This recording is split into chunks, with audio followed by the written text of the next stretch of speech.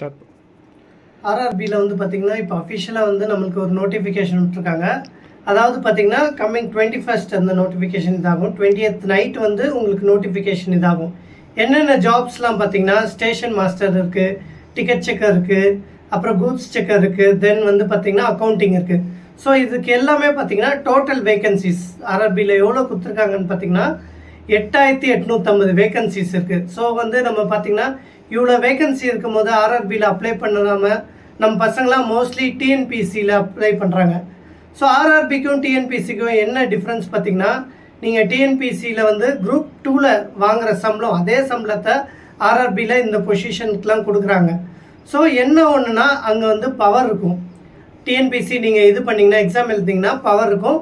But ஆர்ஆர்பியை பொறுத்த வரைக்கும் நீங்கள் ஒரு ஆஃபீஸ்க்கு வந்துட்டு போகிறீங்க, சேலரி வாங்குறீங்க, அதை மாதிரி தான் இருக்கும். ஸோ ஆர்ஆர்பியை பொறுத்த வரைக்கும் பெனிஃபிட்ஸ் வந்து பார்த்திங்கன்னா உங்களுக்கு நிறையாவே இருக்கும். உங்களுக்கு வந்து குவார்ட்டர்ஸ் தந்துடுவாங்க, ரயில்வே அலவன்ஸ் இருக்கும், தென் வாட்டர் எல்லாமே வந்து அலவன்ஸில் இருக்கும். பட் டிஎன்பிசி பொறுத்த வரைக்கும் உங்களுக்கு ஒரு பவர். நம்ம மக்கள் பொதுவாக யோசிக்கிறது பார்த்திங்கன்னா எனக்கு ஒரு பவர் இருக்கணும், இல்லை கவர்மெண்ட் ஜாப் எப்படி இருக்கணும். கவர்மெண்ட் ஜாப்பு நீங்கள் யூஸ் பண்ணிங்கன்னா பேங்கிங் அது மாதிரி நிறைய யூஸ் பண்ணுவாங்க.